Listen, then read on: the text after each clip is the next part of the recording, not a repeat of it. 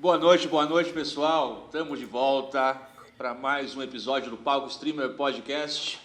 Hoje vamos receber uma pessoa aí muito especial, um cara que eu tenho um carinho muito grande, que eu acompanho há muito tempo. Está no cenário de League of Legends aí, produzindo conteúdo há muitos e muitos anos. Mas antes, aqueles recadinhos rápidos. A Lag, ela participa com a gente aqui do podcast. Ela que é um serviço de melhoramento de conexão. Se você está aí perdendo o pacote, está precisando melhorar um pouquinho o seu ping, no LoLzinho, no Dota, no CSGO, não importa o jogo. Lançou um jogo novo, a Lag está lá e já está adicionando esse jogo para melhorar a sua conexão. Tu faz o cadastro no site deles, tem 3 dias para testar, totalmente grátis, não precisa nem colocar o cartão de crédito lá, então é super tranquilo. Você testa, funcionou para você, aí tu vai lá e assina. Não funcionou, você não assina. Você não tem compromisso nenhum com eles nesses 3 dias aí de teste grátis. Vale muito a pena, nós usamos aqui e recomendamos, cara. Dá uma pesquisada aí, tem um banner na descrição para quem quiser. Então, tamo juntos, Lag. Obrigado pela parceria aí. Para quem não conhece a ABRAT é a Associação Brasileira de Apoio à Terceira Idade. E a gente está aí num diálogo com a ABRAT. Eles têm projetos muito bacanas no que concerne aí a proteção à terceira idade. E terceira idade, meu amigo, você pode não estar hoje, mas um dia você vai estar lá. Então, o trabalho que eles fazem para garantir os direitos de quem está hoje na tão famosa melhor idade, né? É sensacional. Pesquisem depois aí, a ABRAT, tem projetos muito bacanas deles e é uma honra poder estar divulgando essa causa tão nobre da ABRAT. Todo donate, todo bit que entra na live, lembrando sempre que nós revertemos para alguma instituição. Esse mês vai ser destinado a um asilo, a um lar dos velhos, né? Mês que vem vai ser voltado à área de proteção à mulher. E no mês seguinte, uma instituição voltada à criança. Mês de outubro ali, né? Vai ser bem bacana fazer algo para criança. Mas só para reforçar que todo o dinheiro que entra de bits e donate, nós destinamos para alguma causa. E esse mês está aí na tela, é o Asilo São Vicente de Paula. Bom, sem mais delongas, vamos receber o nosso amigo aqui. Dark, bem-vindo ao nosso podcast, meu amigo. Eu que agradeço aqui estar participando. Muito obrigado aí pela oportunidade. Pra gente é uma honra receber você aqui, cara. Você que é um cara que está há tanto tempo no cenário de criação de conteúdo e do LoLzinho também, né? Eu sou um grande fã, eu acompanho desde o começo do canal, cara. Eu lembro que tinha ali 10 mil inscritos, 15 mil e hoje está para mais de 300 mil, né? A gente está quase 350 mil. Caramba, é um número gigantesco, hein? Eu assisti o primeiro vídeo, eu peguei, eu não sou dessa época do primeiro vídeo, já tinha alguns, mas eu fui lá assistir o primeiro para ver como era. E você vê o primeiro vídeo e vê os de hoje, é uma evolução gigantesca, né? É verdade, em questão de equipamento, evolui bastante nesse aspecto, viu? Mas às vezes eu me pego vendo os vídeos antigos, eu sinto que eu sempre. Eu melhorei bastante a forma de falar, dicção e coisas do tipo, sabe? Mas, sei lá, eu acho que a essência ainda continua a mesma, né? Realmente, tô falando que sua câmera tá cortada aqui Na na live. live. Isso que eu recortei umas 2, 3 vezes. Mas tudo bem, vamos tocando aqui e eu vou acertando. Para quem não sabe, cara, o Dark ele tem somente no canal dele 2.698 vídeos. Cara, é muito vídeo. 2.698 vídeos postados. Nossa, meu Deus do céu, nem tava sabendo que era tanto assim não, viu? Caramba, é vídeo pra caramba. Como você começou? Como foi o começo? Qual que foi o start ali? Como você decidiu começar? Eu sempre gostei de fazer vídeo pra internet, coisas do tipo, porque eu gostava de mostrar as coisas que eu fazia, sabe? Então, eu tinha um outro canal, e esse canal eu fazia várias compilações de jogadas e coisas do tipo, né? e eu pegava e postava os jogos que eu tava jogando, né? Eu acho que tem um vídeo meu muito antigo mesmo, que acho que tem uns 10 ou 12 anos. Esse vídeo eu acho que ele já tá com 800 mil visualizações, alguma coisa assim. Então eu sempre cuidei bastante, né, disso. Gostava bastante de fazer conteúdo. Tanto que eu acho que eu fui um dos primeiros canais de jogos aqui do Brasil por causa desse canal gringo que eu tenho, né? Embora que eu nunca, tipo, tentei tryhardar nele, ou fazer com que ele fosse minha profissão. Inclusive, ele foi um dos primeiros canais monetizados aqui do Brasil, porque Caraca. enquanto a galera tava fazendo negócio de machine, uma coisa do tipo, eu consegui fazer o meu canal ser monetizado através do próprio Google. Só que eu nunca fiz um vídeo monetizado, porque eu ficava com medo ou preocupado, sei lá, achava que ia dar ruim.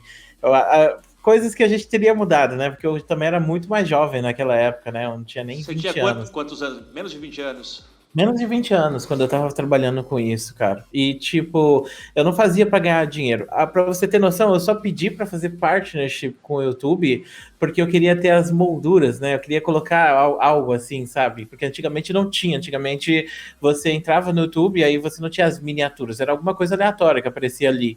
Um pedaço, um frame do vídeo. Eu queria ter.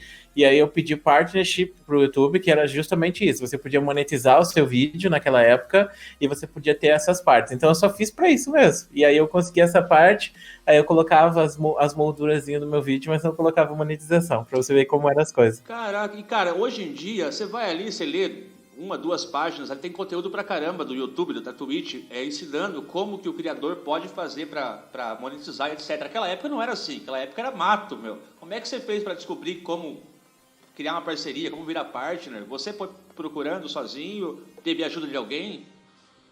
Então, na época que eu entrei pro YouTube, ele não era monetizável. Então, não existia nenhum canal que ganhava dinheiro com o YouTube. Todos os canais que estavam ali, eles faziam porque eles gostavam ou porque eles queriam vender algum serviço.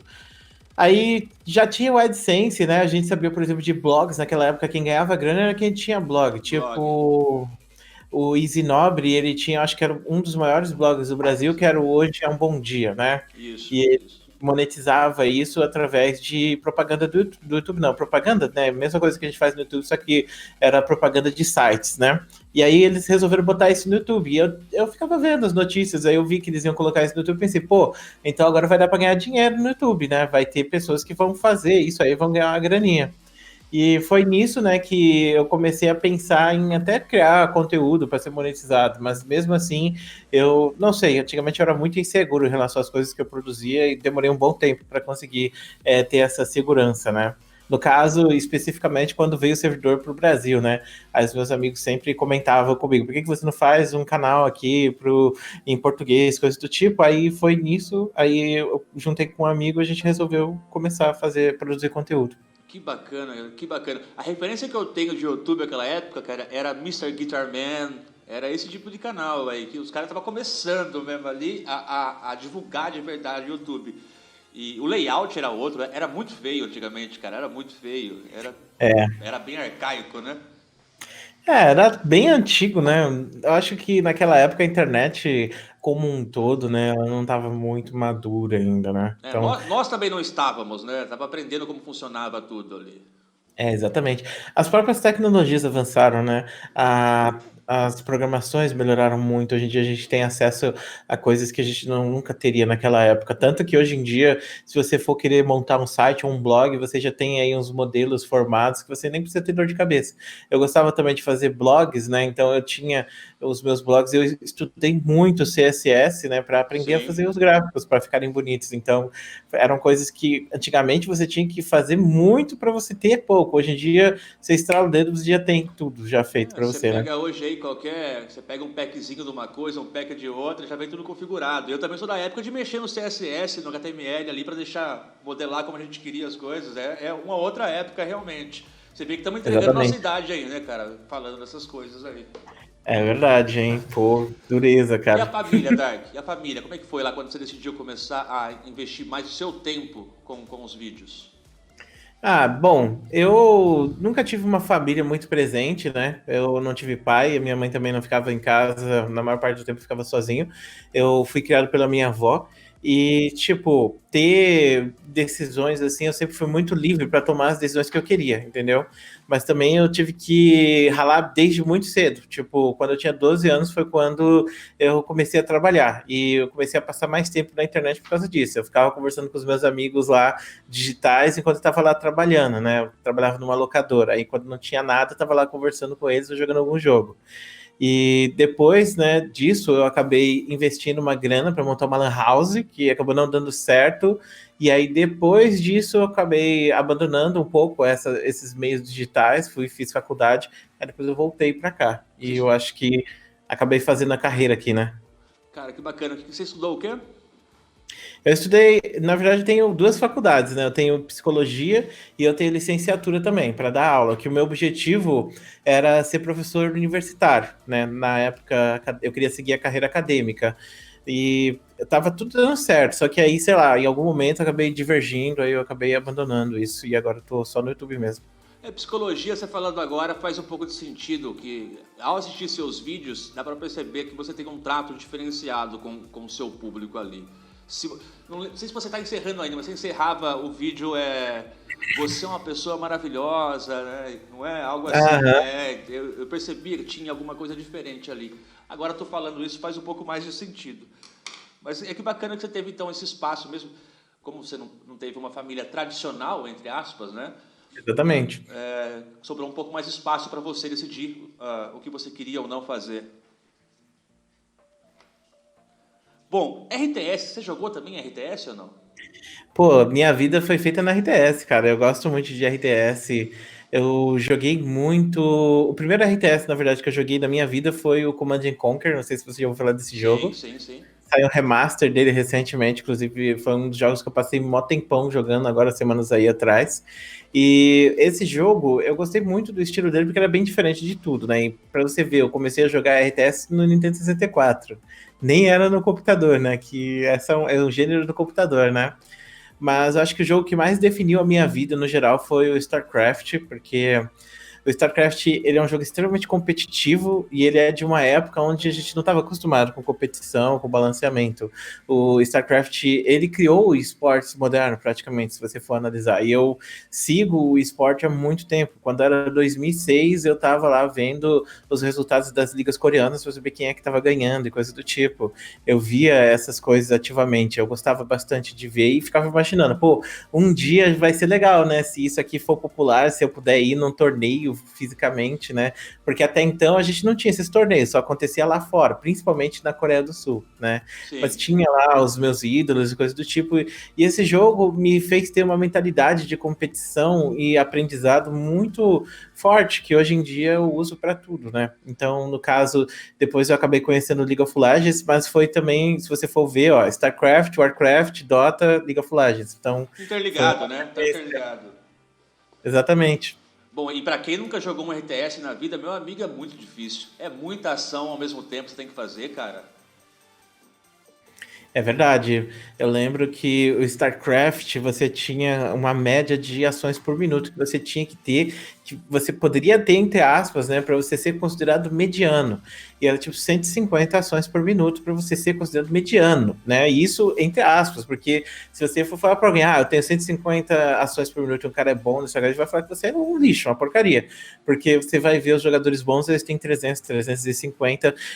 Já teve jogadores coreanos que eles tinham 600 ações por minuto, cara. Ô, Tipo, louco. isso é muita coisa. Isso é muita coisa mesmo. Quando você vê eles jogando, parece que o cara tá explodindo o teclado. É uma coisa muito difícil, né? Que a gente que é acostumado a MOBA, coisa do tipo, a gente nunca chegou a esse nível de cobrança, porque no máximo 40 ou 50 ações por minuto é o suficiente para você ser bom nesses jogos, né? Caramba, cara, bom, pra mim é muita coisa. O LoLzinho eu tiro de letra ali, pô, mas o RTS não tem como não. Mas seguindo em frente aí, você chegou a jogar competitivamente também aqui no Brasil o LoL? Ou você ficou só nessa fase do RTS aí, buscando o profissionalismo do RTS? Eu sempre tive uns amigos muito tryhards, cara. Tipo, eu não sei se eu tive sorte ou azar por ter esses amigos tryhard, mas isso me moldou bastante também. Eu gostava de jogar muito Team Fortress 2, esses jogos mais casuais, eu não pegava muito na parte da competição, eu gostava de assistir. Mas quando você falasse, você quer jogar competitivo, coisa do tipo, aí eu falava, não tem interesse, só quero me divertir aqui com a galera mesmo. Porém, eu conheci um amigo, acho que uns 8 anos atrás, ou 9 anos atrás, e esse meu amigo, ele tinha contato, né, com algumas pessoas aqui da comunidade de jogos de luta do Brasil, né, uma comunidade que eles têm vários jogadores lá que foram jogadores profissionais, que inclusive foram até mesmo para Evo, né, e Caramba. eles montavam alguns torneios, assim, os torneios que eles faziam esses torneios para chamar a galera, eles pagavam do próprio bolso mesmo, juntavam uma grana, chamavam a galera para ir lá. E teve uma vez que eles chamaram teve uma vez que eles me chamaram para participar só como um telespectador, né? Para ir lá acompanhar eles montando tudo, né? E, cara, foi uma experiência tão incrível, foi uma das melhores experiências que eu tive, porque eu lembro que a gente juntou vários amigos de internet no mesmo lugar, aí a gente foi lá para uma lan house que eles tinham alugado, aí veio várias pessoas do Brasil inteiro para competir, e foi uma experiência que me deixou muito, muito animado, saca? Eu falei, cara, eu quero participar disso também, mas eu não quero participar como uma pessoa que tá assistindo, eu quero participar como uma pessoa que tá jogando. Isso eu acho que foi a chave, assim, que trocou. Aí eu olhei e falei, cara, qual é o jogo que eu jogo bem, né? Eu não jogo bem jogo de luta, esse é um tipo de jogo que não entra na minha cabeça, né? Embora eu tenha treinado muito, tenha conseguido jogar num nível mediano, mas não era o suficiente para chegar num torneio desse ou ter um bom resultado. Embora eu pudesse até ter tentado, mas não era bem o que eu gostava. Aí eu falei, o StarCraft, eu vou investir nesse jogo, e tava na época do hype do StarCraft 2, né? Aí eu investi tudo que eu tinha de tempo no StarCraft. Foi lá que eu comecei a ver a parte de competição e coisa do tipo, porque eu gostava do jogo. Eu acho que eu cheguei na época aqui no Brasil, que teve um esquema muito bizarro de StarCraft, porque eles dividiram os servidores, né? Teve o servidor norte-americano e o servidor brasileiro, sendo que você tinha que alugar o jogo. Você tinha que pagar, tipo, R$ 39, aí você podia jogar por 6 meses, né? Era um negócio assim. E aí, tipo, eu comecei a jogar StarCraft, cheguei no Mestre aqui no Brasil, que era o nível mais alto na época. Aí depois eles fizeram o Grão-Mestre, alguma coisa assim. Mas eu acabei jogando, né, competitivo de StarCraft nessa época, indo pros torneios aqui que tinham na Hangar, que era um fórum de competição, onde tinha os melhores jogadores. Cheguei a jogar com o melhor jogador do Brasil, mas eu não tive bons resultados no StarCraft aqui. Não, joguei bem, mas não o suficiente para ganhar um torneio ou para chegar nas semifinais ou na final. Aí depois disso eu falei, bom, um amigo meu chegou e falou, você quer entrar aqui para uma equipe do LoLzinho? Aí eu acabei indo, né, jogar com ele, e lá tinha um grupinho tryhard, e acabei entrando pro LoLzinho jogar competitivo também, e participei dos primeiros torneios da Riot aqui no Brasil. E dali não parou mais com a Riot, né? Inclusive, Exatamente. Inclusive tem uma coisa que eu quero perguntar pra você, porque, pô, a Riot, quando você pensa na Riot, pô, a dona do LoL, cara, a empresa aí que criou tudo, né, gigantesca, multibilionária. Você trabalhou, você teve um projeto com a Riot, né, que vocês fizeram parceria. Se eu não me engano, era sobre Rage, ou era GG Easy, não era sobre GG Easy. Vários projetos, cara. Eu já fiz muitas coisas junto com a Riot. E o meu primeiro contato com a Riot foi justamente aí, né? Eu comecei a entrar em contato mais próximo com os desenvolvedores, participar das partes por trás das cortinas, né? E foi uma experiência muito boa. Conheci muitas pessoas incríveis na Rito Gomes. E eu fico feliz deles terem me dado essa confiança, né, para estar junto deles. E desde sempre, cara, desde o primeiro torneio de League of Legends. Na verdade, eu quase participei do primeiro CBLOL, né, na parte por trás das cortinas, só que eu não fui porque eu acabei enrolando e tive uns problemas, e aí eu acabei deixando para lá, né, ia ser muita coisa. Até porque quando eu morava em São Paulo, eu morava no interior, aí ia ter que fazer uma viagem para ir até o centro para participar, mas foi o único CBLOL, assim, que eu não consegui participar diretamente.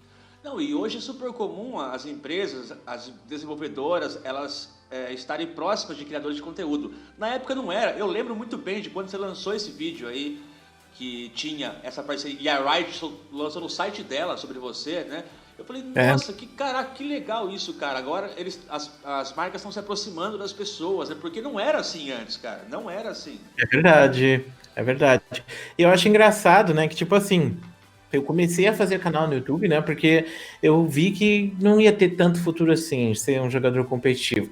Porque os caras, às vezes, não tinham um pagamento, sabe? Por mais que na época a gente tivesse ali na patota dos jogadores profissionais, que a gente conhecesse a galera, eles, tipo, a galera que não fosse famosa, a galera que não fosse, por exemplo, BRTT, coisas tipo, esses recebiam o quê? RP do final do mês como pagamento, sabe? E até hoje é assim, inclusive, várias pessoas do Tier C não recebem nada, ainda tem, né? É questionável, porque no Tier B eles tecnicamente devem receber, porque você tem um pagamento da Riot direto, né? Mas mesmo assim tem jogadores que acabam não recebendo.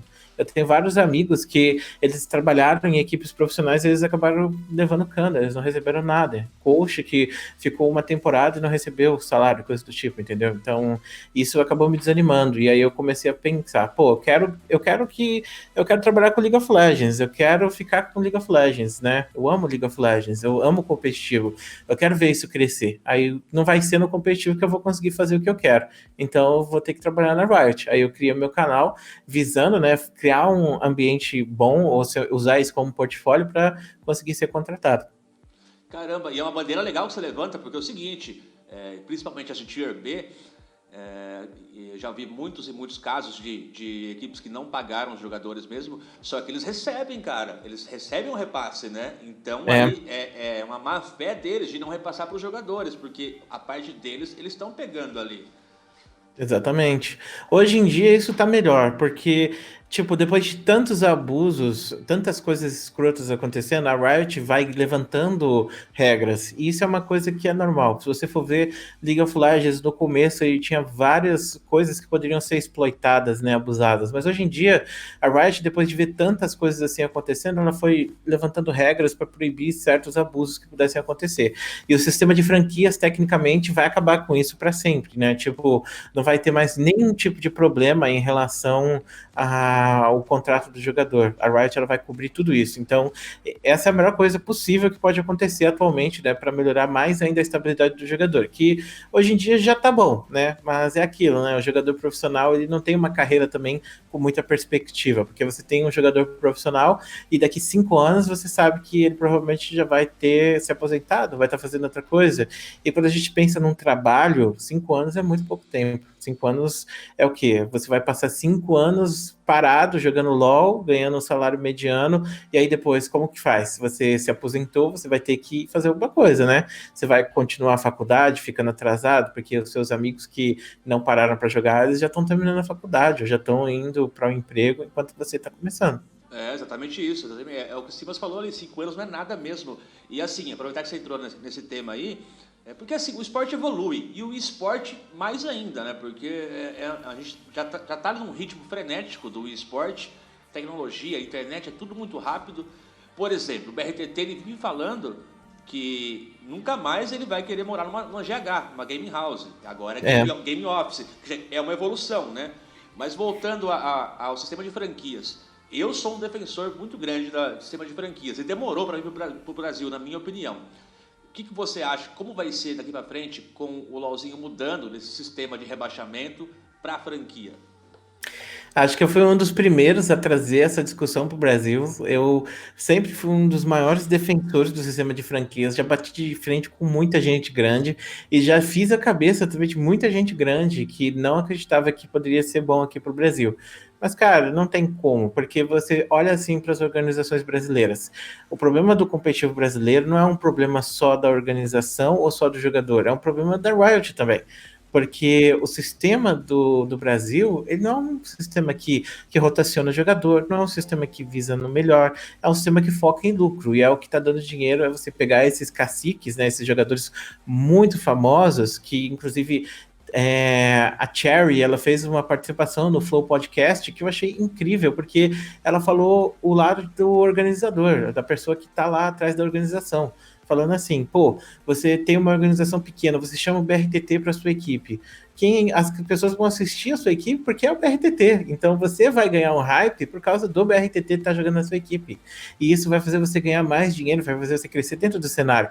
Então, tipo, você ganha o CBLOL, beleza, você vai ganhar um dinheiro lá. Mas não é tanto quanto o BRTT traria para sua equipe em espaço dentro do cenário, em torcida, em tudo, entendeu? Então, as equipes aqui no Brasil, elas têm que pensar bastante nesse aspecto, elas têm que decidir muito bem os jogadores que entram, os jogadores que saem. E é por isso que a gente tem esse problema, né, de não ter uma grande rotação. Você tem esses jogadores e você tem 7 ou 6 temporadas onde você tem um jogador que está lá jogando na mesma função, do mesmo jeito, e não mudou. E aí a gente se pergunta, pô, como que o Brasil não vai bem lá fora, né? Aí você tem lá o jogador que joga de forma medíocre por 7 anos seguidos. Como você espera que no próximo ano ele jogue bem?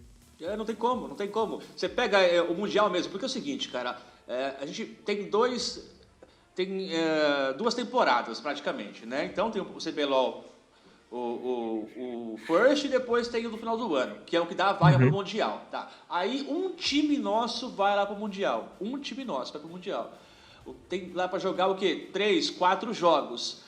E esse time brasileiro jogou só com brasileiros. Mesmo que faça bootcamp, cara, quando chega lá fora no bootcamp na Europa, por exemplo, ou na Coreia, os times grandes da Europa não vão jogar com brasileiro, porque eles têm o grupinho deles ali. E não tá errado, porque eles querem se manter entre os melhores, então eles jogam só com os melhores, né? Exatamente. Então é difícil o time brasileiro ele conseguir subir de nível por isso, porque ele sempre se mantém jogando com os mesmos times do mesmo nível dele. Quando vai para fora, não pega um nível tão elevado e quando chega no Mundial é o melhor do melhor do melhor dos níveis. Exatamente. E, tipo, não é que o Brasil não está focando em desenvolvimento. O problema é que o desenvolvimento que a gente tem aqui é diferente do desenvolvimento que eles têm lá. Porque aqui a gente está focando em sobreviver, em ganhar dinheiro para pagar as contas no final do mês e lidar com esses problemas. Então, isso é uma coisa que tanto o jogador quanto a equipe profissional vai ter que se preocupar. Então, lá fora, enquanto os caras eles podem viajar e fazer um monte de coisa, beleza, mas aqui a gente tem uma condição diferente. Então é uma condição social brasileira. E isso, inclusive, você pode ver, por exemplo, o Jux. O Jux ele foi contratado acho que foi pela Cloud9 ano passado. E ele foi jogar lá, ele jogou a Liga B lá dos Estados Unidos, foi muito bem, jogou contra pessoas famosíssimas do cenário, pessoas que jogaram Mundial diversas vezes, e ele teve resultados incríveis. E aí você pensa, pô, o Jux é um baita de um talento, por que diabos o Jux não foi contratado por uma equipe brasileira? Exatamente. Porque não rende, entendeu? Não é questão do Jux ele não render como jogador, mas é questão das equipes elas estarem focando em outra coisa, entendeu? Tipo, entre contratar um jogador que vai fazer diferença, vai fazer ele vencer o torneio, ou um jogador que vai ser muito mais rentável, eles vão escolher esse jogador, entendeu? Com certeza absoluta. Porque o Jux ele é grande demais na questão do contrato de stream dele. Então, se a equipe ela não puder monetizar o jogador através do contrato de stream, por que diabos eles vão contratar um jogador que eles não vão conseguir fazer isso, né? Como a Fnatic fez hoje com o Jovirone, né? Também já Exatamente. anunciou ele ali. E é o que o Simas falou mesmo ali. Ele voltou para streamar, cara. Porque é o seguinte, ele não vai ter o espaço que ele quer no profissional. A empresa, né, o time como empresa, não vai conseguir extrair tudo que ele pode extrair dele como jogador e nem como streamer. E ele vai perder dinheiro nesse processo também. Então, é triste, porque um grande talento acaba não jogando. Acaba ficando Exatamente. só no for fun ali, né? Exatamente. E isso é uma coisa que eu acho que todo jogador profissional vai se questionar. Todo coach brasileiro ou jogador profissional vai chegar a um ponto que vai pegar e falar: cara, eu posso ganhar muito mais fazendo stream, eu posso ganhar muito mais fazendo YouTube, eu posso ganhar muito mais, ter uma vida muito mais saudável fazendo isso do que me esforçar para jogar.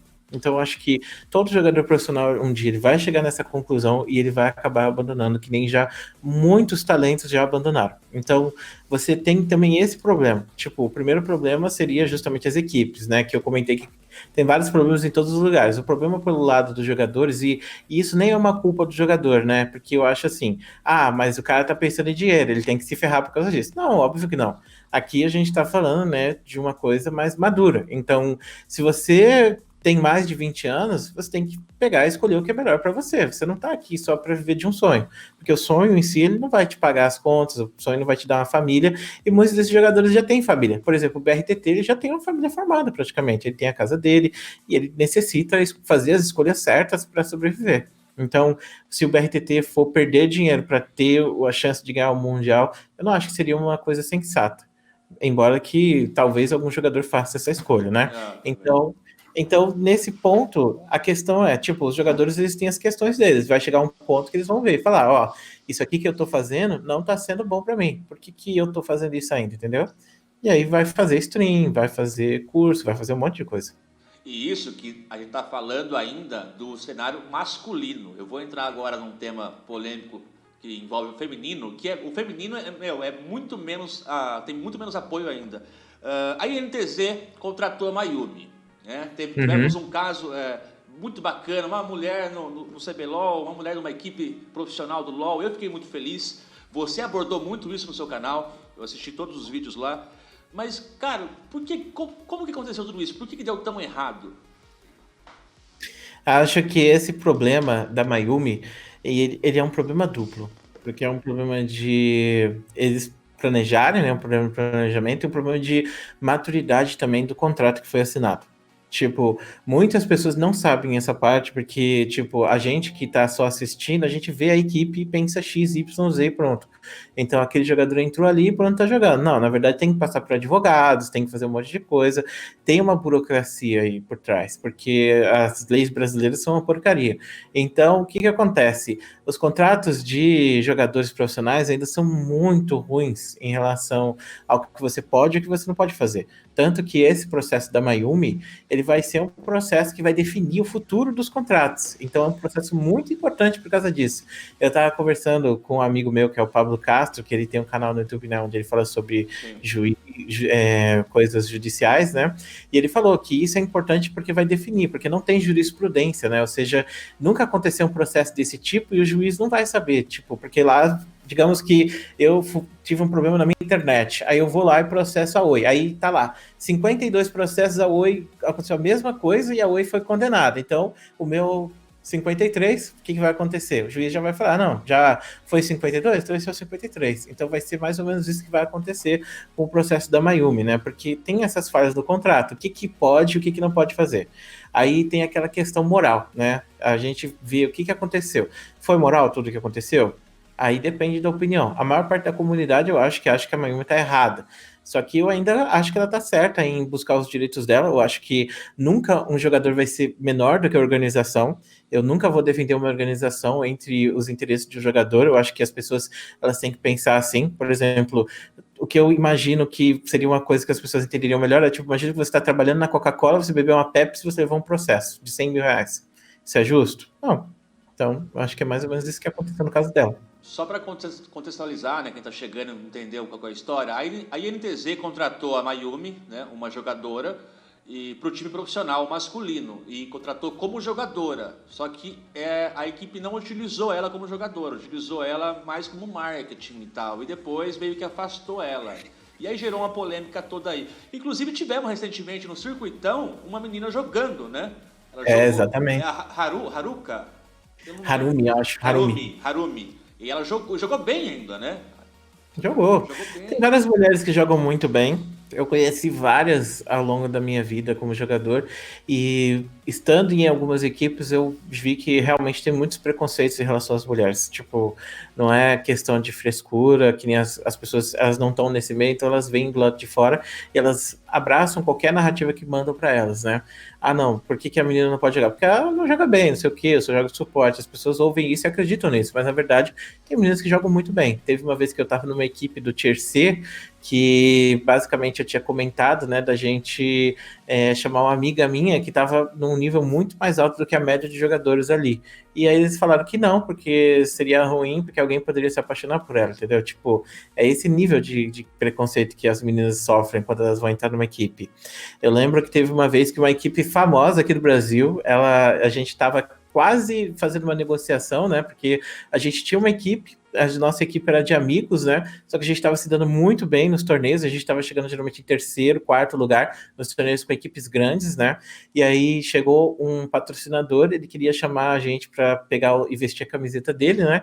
Só que a gente não tinha um caçador na época. E aí ele falou: "Ah, tá bom, eu arrumo aqui um caçador para você. Eu coloco uma menina, aí vai dar um hype para vocês vão ganhar bastante visualização, porque vocês vão estar jogando com uma menina. Aí depois, quando vocês forem jogar a sério, a gente fala que ela sofreu um acidente e bota um cara no lugar." Sério, já recebi esse tipo de proposta, cara. Caraca. E é por causa disso que eu abandonei o competitivo, inclusive.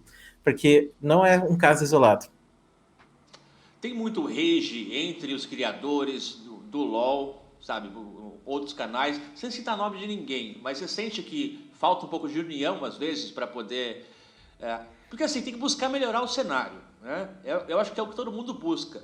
Às vezes eu percebo que é muita picuinha que é gerada, fica um brigando com o outro ali, quando se fizesse um collab, se participasse juntos, ou então só se ignorassem, fluiria tão melhor as coisas.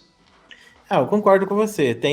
Eu sempre reclamo disso no Twitter. Eu acho que a maior parte das vezes eu tô lá falando sobre algum tipo de situação onde eu me sinto isolado no YouTube de League of Legends, porque na maior parte das vezes a comunidade do League of Legends, né, você tem muitas pessoas que elas têm um ego muito grande. Então, fica muito difícil você entrar em contato com essas pessoas, você conseguir fazer um trabalho junto com essas pessoas. É tipo, você conta nos dedos as pessoas que realmente estão lá para te ajudar, para participar das coisas com você e desenvolver.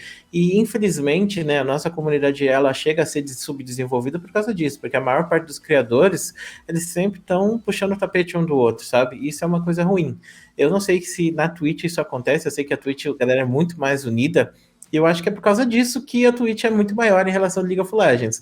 Mas no YouTube eu sinto que tem uma desunião geral. Tipo, é muito fácil, por exemplo, você passar a vida inteira sendo youtuber de League of Legends e você não entrar em contato com nenhum youtuber de League of Legends. Aí você pega os outros jogos, tipo, os outros jogos como Minecraft, GTA, Five Nights at Freddy's, esses são jogos grandes no YouTube brasileiro, ou Free Fire próprio. Você vai lá e vê os criadores entrando em contato, jogando um com o outro, conversando, você vê aquele negócio divertido. Isso é legal não só para a pessoa que está assistindo, mas para criar um ambiente mais saudável ali para dentro dos criadores. Eu passo por estresses muito grandes aqui, porque eu tô aqui de boas, aí tem aí alguém que vem e fala mal de mim sem nem me conhecer, sem falar nada, sem nunca ter falado comigo. Ontem mesmo isso aconteceu. Eu tava fazendo uma estreia no YouTube, né? Que é tipo uma live, né? Só que é uma live gravada. E aí eu sentei e eu fiquei assistindo os comentários, porque eu vi que era divertido você ver qual é a vibe que seu vídeo tá passando, né? Então, se eu escrever lá, a galera vai, você tá aqui comigo, né? Mas eu resolvi só ficar de ninja ali observando, e a galera tava falando, você viu que aquele streamer lá falou mal de você, não sei o quê. Aí eu, pô, como assim? Tipo, eu nunca conversei com esse streamer, né? É um streamer que eu até sigo no Twitter, e ele falou mal de mim por quê? Tipo, eu não entendo porque a comunidade tem que se inimizar dessa forma, saca? É como se fosse uma disputa o tempo inteiro. E isso não é uma coisa que eu me sinto feliz ou goste de ter com esses criadores. Eu sinto que eles levam muito como disputa mesmo. E às vezes falam por falar, falam mal pra tentar gerar audiência, pra mostrar que ele é o fodão, alguma coisa. E no YouTube é bem pior, realmente. Na Twitch até é mais unido mesmo, sabe? Tem casos isolados, sim, né? A gente tentando trazer o pessoal pra cá, por exemplo, com você. A gente convidou você, pô, demorou, vamos lá. Vamos lá falar com outro cara, não vou citar o nome também do cara, do canal, ele não é tão grande e tal, mas eu gosto do conteúdo dele, eu queria falar com ele. E o cara tratou a gente super mal, super mal. Aí fomos falar com o Gaules topou. O Gaules é o maior da Twitch, entendeu?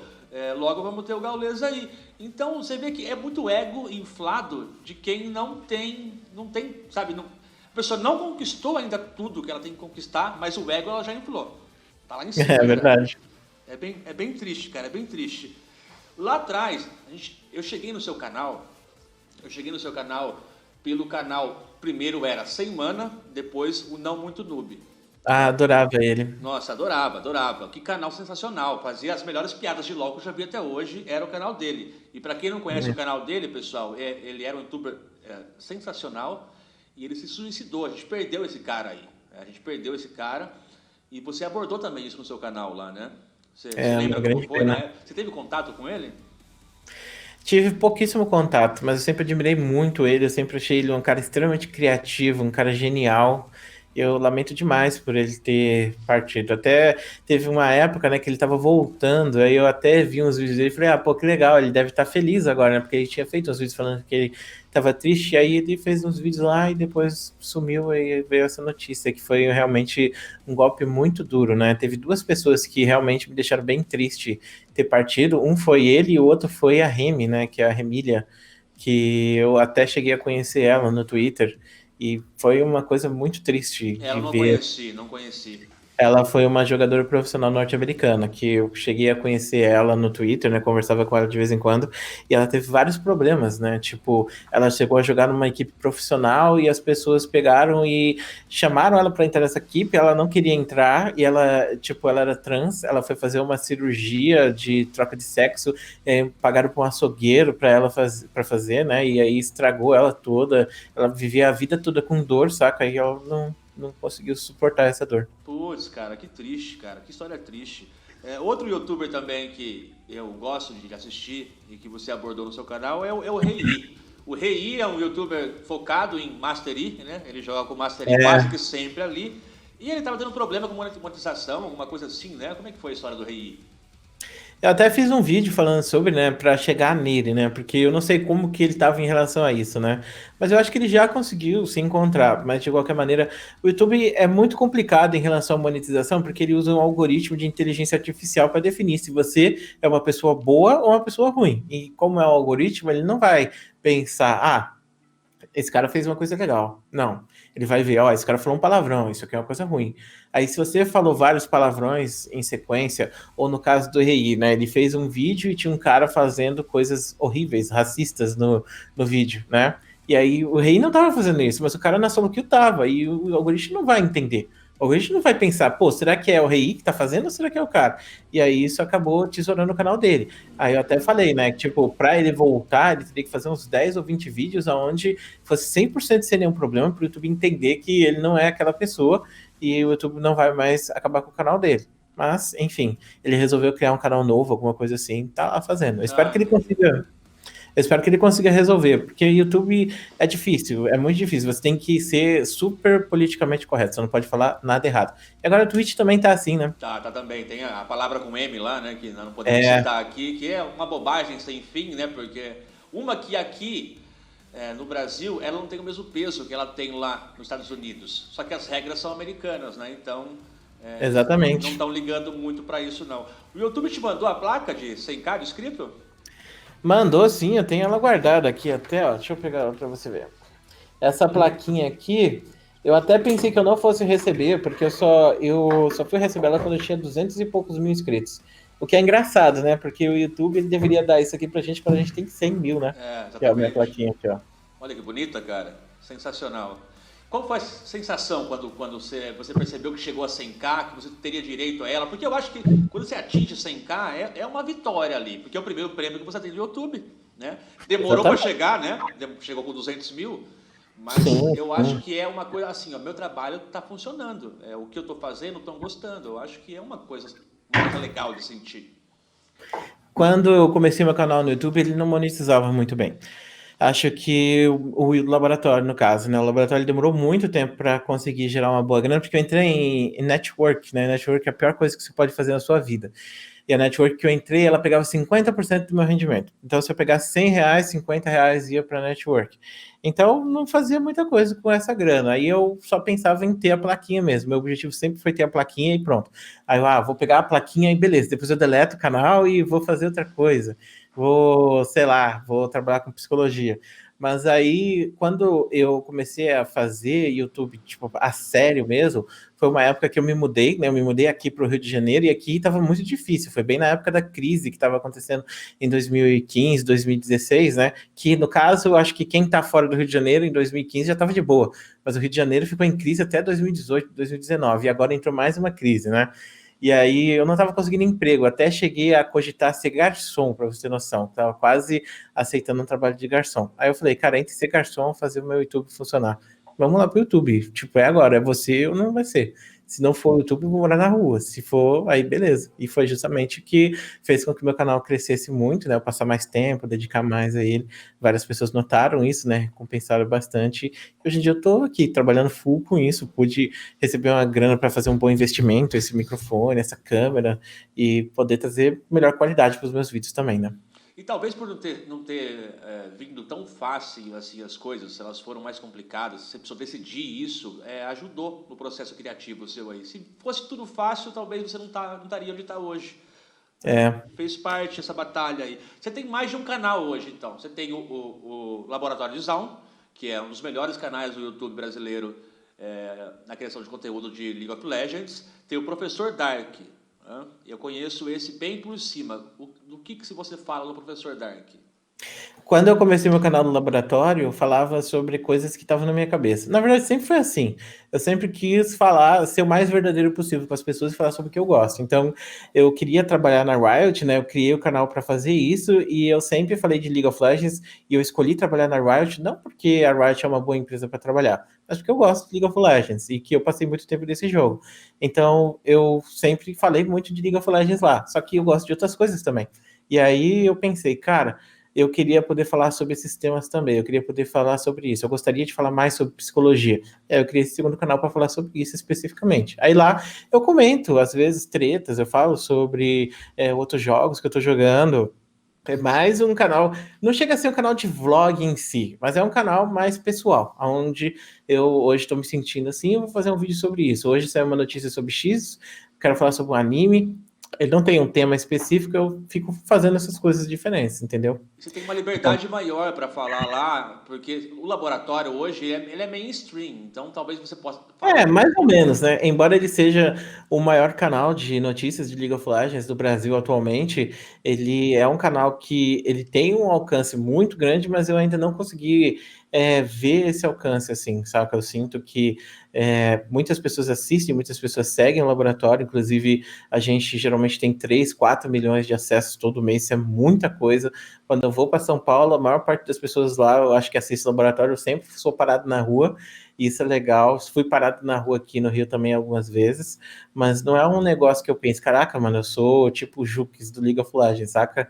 Eu sinto que eu sou só uma formiga ainda nesse mar gigantesco aí. Mas talvez eu deva mudar um pouco esse pensamento. Mas eu acho que a humildade é muito importante, né?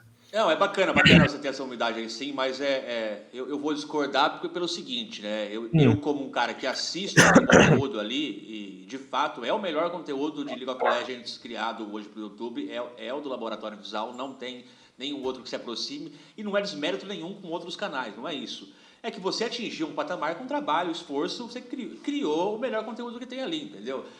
Uhum. Outros youtubers, por exemplo, streamers, que já eles têm números maiores ainda do que o que você já tem hoje, é uma somatória de fatores e tal. Mas hoje, com notícias, com patch notes aí vai lançar um campeão novo, é sempre no seu canal que aparece primeiro, cara. O campeão novo surgiu aí uma suposição do campeão, Laboratório de Zaun. Uhum. Toda novidade que aparece no League of Legends hoje, Laboratório de Zaun. Então você criou ali uma série de furos de reportagens da Riot ali que acho que consolidou o laboratório. Teve uma vez que a Riot ela queria dar uma notícia e eles procuraram o meu canal, né, para fazer essa notícia, que no caso foi quando a Riot queria dar um remake no sistema ranqueado para fazer você pegar a liga, por exemplo, jogando de suporte, jogando de mid, etc, né? E aí eles abriram um espaço para mim fazer uma entrevista com o desenvolvedor que estava fazendo isso, o desenvolvedor lá dos Estados Unidos, e foi uma das maiores oportunidades que a Riot já me deu, com certeza absoluta, mas foi um trabalhão do caramba também. Caramba, cara, eu imagino como é que deva ser trabalhar nesse ritmo com eles ali, porque a Riot é frenética, né? A Riot não para, ainda mais agora, né? Antes era só o League of Legends, agora é uma porrada de jogos, né? Mas é divertido. Eu gosto desse ritmo, assim, eu acho legal pra caramba. Ano passado teve o League Ten, né? Que foi um mega evento, uma mega festa que a Riot fez. E a Riot chamou a gente pra ir pra lá. A gente participou do lançamento do Legends of Runeterra e teve a BGS também. Foi tudo na mesma semana, pra você ver. Tipo, eu fui e voltei aquela semana 3 vezes aqui do Rio. Eu fui de avião, voltei pro Rio, fui de avião de novo, voltei.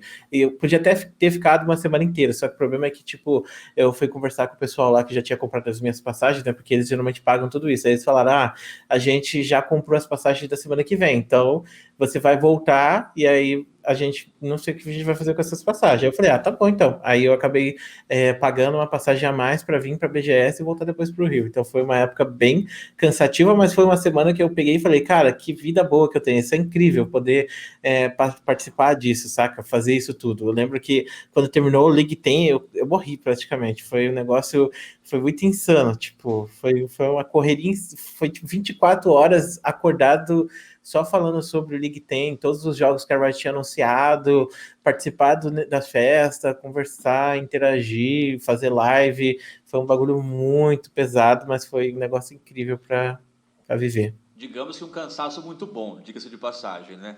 É, Deixa eu fazer justiça aqui, tá aqui no chat.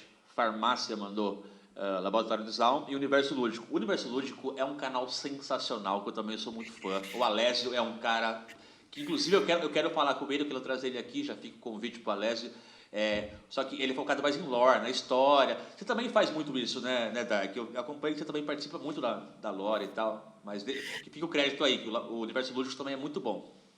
eu gosto muito do Alesis, ele é uma pessoa que eu conheci quando ele era bem pequenininho mesmo. Eu sempre quis ajudar o Alesis, eu sempre quis dar visibilidade para ele, porque eu acho que ele tem uma didática muito boa e ele faz aquilo com o coração. Você vê, tem vídeos que você vê, aquele vídeo, ele não foi feito com amor. Aquele vídeo foi alguém que fez o vídeo e sentou lá e gravou sobre alguma coisa. Mas quando você vê o vídeo do Alesis, você sente que ele realmente é apaixonado por aquilo que ele está fazendo. E isso é muito legal, sabe?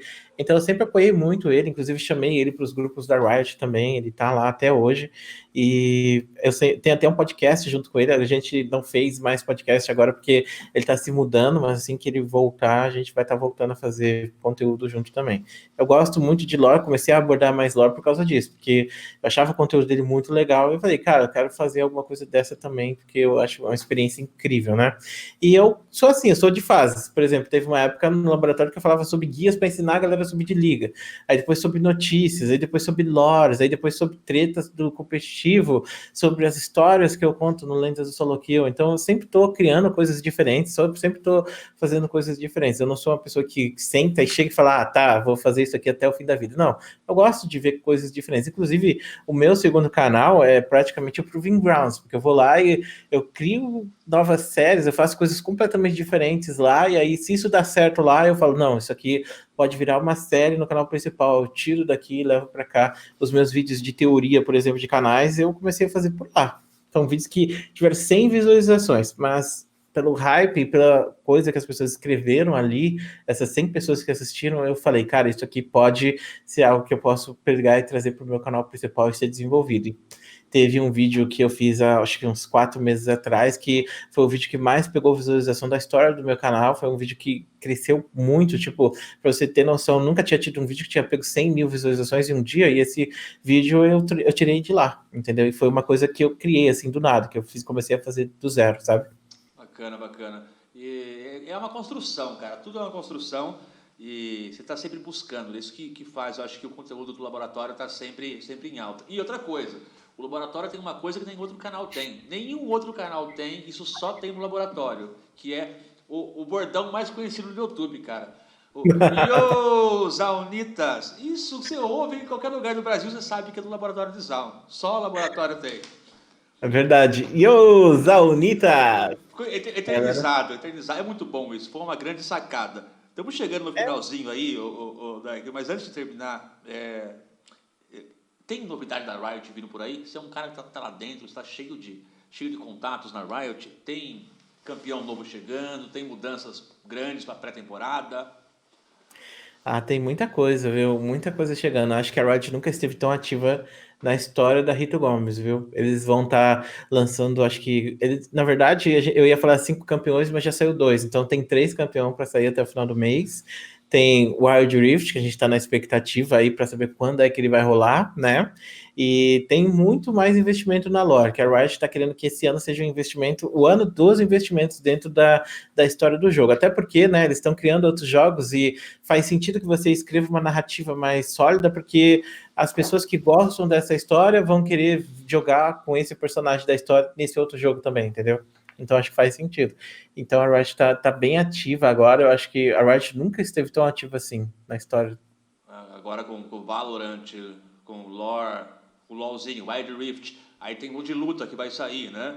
E tem um É que já RPG era também. pra. Infelizmente, né? Era pra ter mostrado agora o jogo de luta, só que eles acabaram não mostrando por causa da pandemia, né? Porque a Riot, nesse jogo de luta, na verdade, a Riot é muito inteligente em relação a onde eles investem a grana deles, né? No caso, eles contrataram uma empresa que estava fazendo jogos de luta e jogos de luta competitivo, que também era dona do torneio, ou melhor, a criadora do torneio da Evo, que eu não sei se você conhece. Conheço, conheço. Então, aí eles foram muito espertos, porque eles viram que eles têm espaço dentro do League of Legends e falaram, vamos pegar espaço em outros lugares também? Aí eles criaram, aliás, criaram um setor lá para desenvolver esse jogo de luta, contrataram as pessoas que estavam fazendo esse outro jogo de luta da Evo e tal, e também os criadores do competitivo de lá, para fazer, para entrar forte. Então, tipo, na última Evo que teve, eles tinham anunciado que eles estavam produzindo um jogo de luta para Riot, né? Que o próximo jogo da Riot ia ser de luta.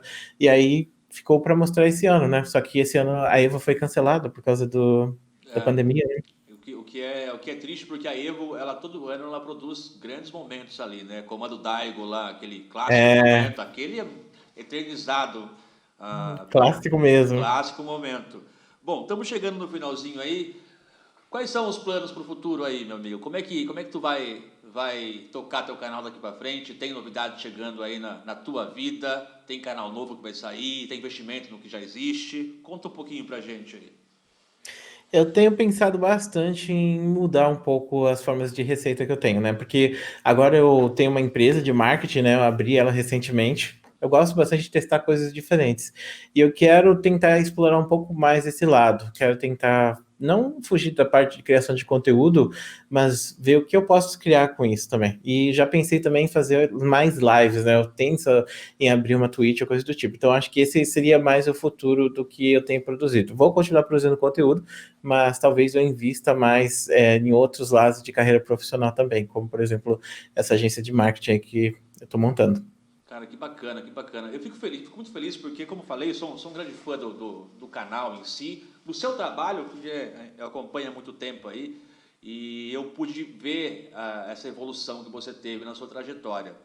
E a maneira com a qual você trata o seu público é invejável para outros criadores de conteúdo aí, cara. Então, fica aqui o meu agradecimento por tudo que você fez pelo cenário. Espero que você continue fazendo, né? Porque a gente precisa de pessoas como você, ainda mais num cenário tão conturbado e cheio de rage como é o do LoLzinho, É verdade.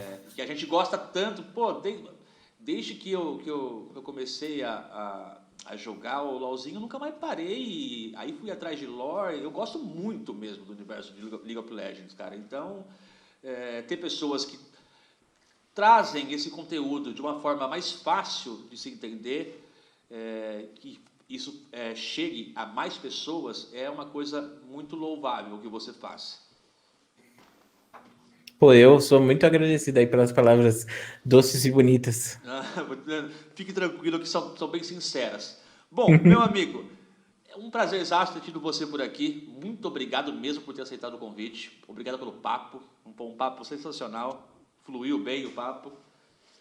Obrigado ao chat, a todo mundo que esteve presente em mais um episódio nosso. Até você ver que acabou a música, né? Eu coloco a música, ela dura 45 minutos, que é o período do episódio. Estamos em 1 hora já. Ficou silencioso. Caraca, Ficou voou silencioso. o tempo. Voou, voou. Quando o papo é bom, passa muito rápido. Dark, muito obrigado mais uma vez, meu amigo.